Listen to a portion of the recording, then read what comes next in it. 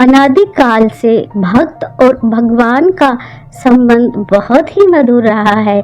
कितने ही ऐसे भक्त इस धरातल पर हुए हैं जिनकी भक्ति ने उन्हें अमर कर, जैसे भक्तराज प्रहलाद, भक्त शिरोमणि मीराबाई, दैत्यराज बलि आदि। परंतु क्या आपने कभी ऐसे भक्त के विषय में सुना है जिसने भगवान के ऊपर ही लात से प्रहार कर दिया हो?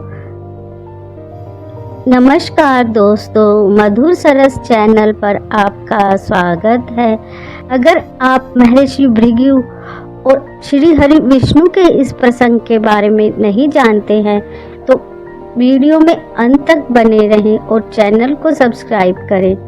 महर्षि भृगु को ब्रह्मा जी का मानस पुत्र कहा जाता है। महर्षि भृगु की पत्नी का नाम ख्याति था, जो दक्ष की पुत्री थी। वे सावन और भाद्रपद के महीने में सूर्य के रथ पर सवार रहते हैं। एक बार जब सभी ऋषि मुनि सरस्वती नदी के निकट इस बात पर चर्चा कर रहे थे कि त्रिदेव कहे जाने वाले ब्रह्मा विष्णु महेश में से सबसे सर्वश्रेष्ठ कौन है, काफी देर तक बातचीत करने के बाद भी इस विषय पर कोई निष्कर्ष निकलता दिखाई नहीं दे रहा था। निष्कर्ष पर पहुंचने के लिए उन्होंने एक समाधान निकाला कि वे त्रिदेवों की परीक्षा लेंगे। ऋषि मुनियों ने इस परीक्षा के कार्य के लिए महर्षि भृगु को नियुक्त किया और इसके बाद महर्षि भृगु सबसे पहले ब्रह्मा जी के पास जाते हैं और वे ना तो ब्रह्मा जी को प्रणाम करते हैं और ना ही उनकी स्तुति करते हैं। यह देख ब्रह्मा जी को महर्षि भृगु पर बहुत क्रोध आता है। उनका क्रोध इतना अधिक बढ़ जाता है कि मुख बिल्कुल लाल हो जाता है और आग जैसा ब्रह्मा जी का क्रोध अंगारों में बदल जाता है।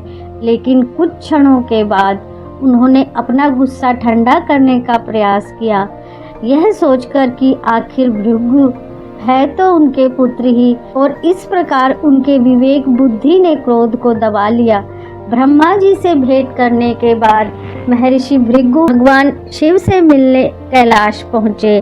भगवान शिव ने जैसे ही महर्षि भृगु को आते देखा, वे प्रसन्न हो उठे और अपने आसन पर जाकर बैठ गए और इसके बाद भगवान शिव ने उनका आलिंगन करने के लिए अपनी भुजाएं खोली, परंतु महर्षि भृगु उनका आलिंगन अस्वीकार कर देते हैं और कहते हैं कि महादेव, आपने हमेशा ही धर्म वेदों की मर्यादाओं का उल्लंघन किया है।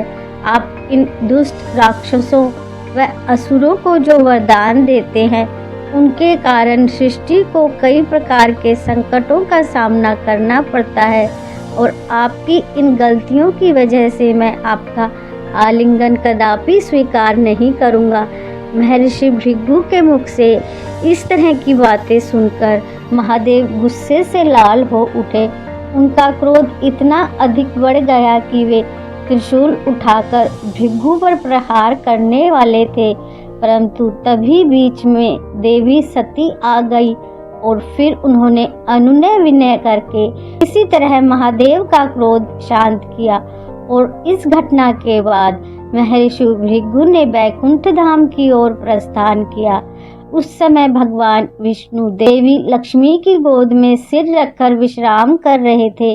महर्षि भृगु ने जाते ही भगवान विष्णु के वक्ष स्थल पर लात मारी। भगवान विष्णु तुरंत उठ खड़े हुए और कहा कि हे भगवान, आपके पैर में चोट तो नहीं लगी? मुझे आपके आने का ज्ञान नहीं था, यहाँ आसन पर विश्राम कीजिए। भगवान विष्णु ने आगे कहा कि आपके चरणों के स्पर्श से मैं धन्य हो गया।